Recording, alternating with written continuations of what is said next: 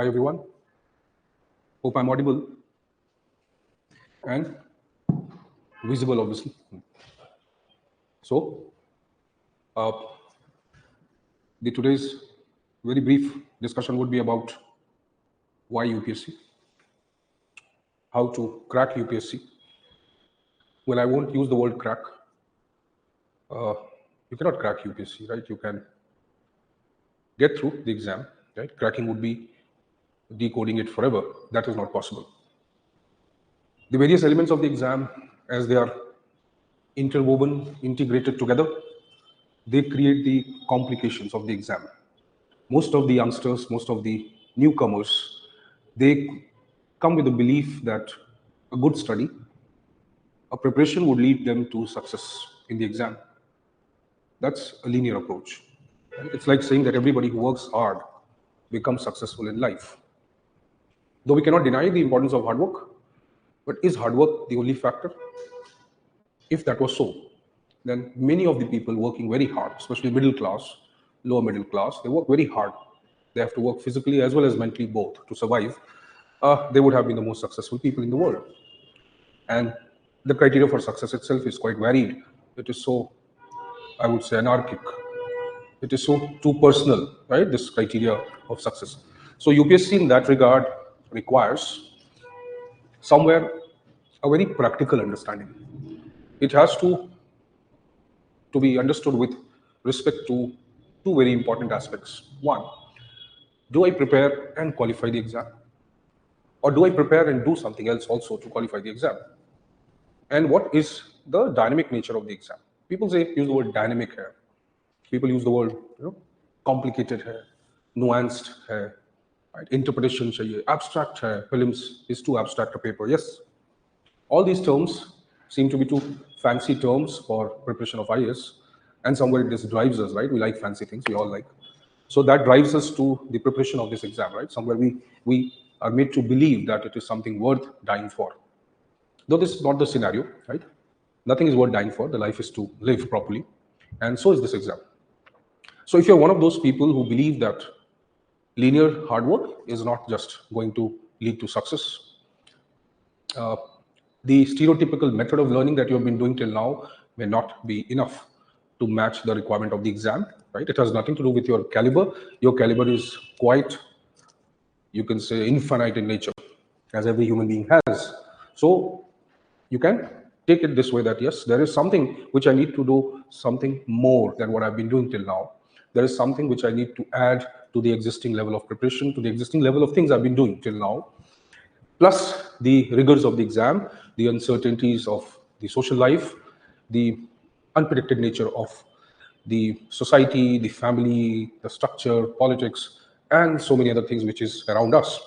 Right? We use the term ecology. So every aspirant's ecology is too fast changing, right?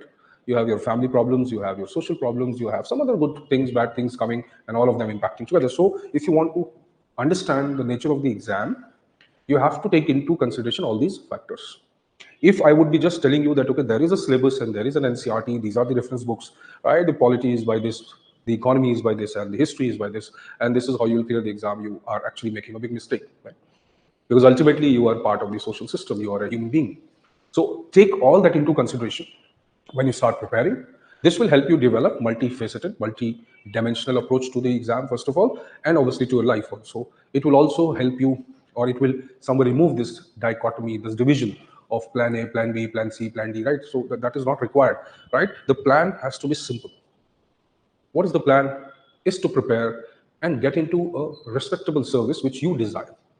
It can be Group B, Group A, central government, state government, it doesn't matter. But what matters is what is the approach, what is the attitude of the exam itself. Any exam, any competitive exam that you're preparing has a particular approach, has a particular aptitude. That is more important. So what we do here, and what our method has been always, that we focus on methodology, we focus on learning, right? Obviously, I cannot give you that kind of transformation or that kind of some wonder drug, right, or wonder medicine, which I say, oh, I was so weak in this, and suddenly I became something like this. Or when I started my preparation, I was at minus level. I got into, lot of apprehensions, and then I joined this system, and then some miracle happened with me, and suddenly I became the Tarzan, the wonder car. You cannot say like this. Neither I can boast of something like that, right? We all are practical people. We all are uh, the people who have gone through the rigors of this exam, right? We have all reached to the final stages. We have come back again, prepared again, and then again reached there, again come back. So there has been a lot of struggle already, or you can say at least a lot of learning. I would not say struggle, it's learning.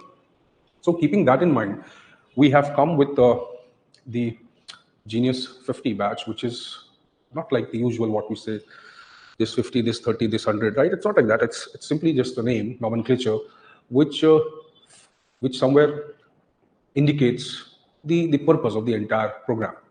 So it will be a kind of captive learning model. A captive learning model is one where we train students from zero to hero type, right? We begin with the very basic understanding of things. For example, if I say, what this program will have uniqueness. When you say, I want to start preparation, right? The first day you go, oh, we started with history. We started with polity, right? I knew the political structure of India, right? I wanted to, know about the economic system. We talked about laissez-faire. We talked about capitalism, communism. Fine, that's good. But that is the next level of learning, right? The first level of learning is very simple, is to break down the terminologies, the vocabulary in the syllabus, and deal with each of them in a very simple, right, in a very elaborate, in a very descriptive manner, so that every child who is sitting in the class is able to comprehend exactly why, what, right, and to what extent are we going to learn this? What exactly is the syllabus? What exactly is the requirement of me knowing something? So before we enter into the preparation, there is something like a preparation to prepare. So this model, this program will be based on that logic. It will be a year-long program, right? With, obviously, I would not say it's, uh, we cannot boast of that free course, right? It's not a free course. Yes, it will have a much lesser fee compared to whatever the counterparts are doing in the market, right? It will be 12 months program with a lot of ingredients, with basic understanding, conceptual development, right? Interlinks, basic syllabus decoding, understanding the vocabulary, thinking the way you want or the way exam wants you to think.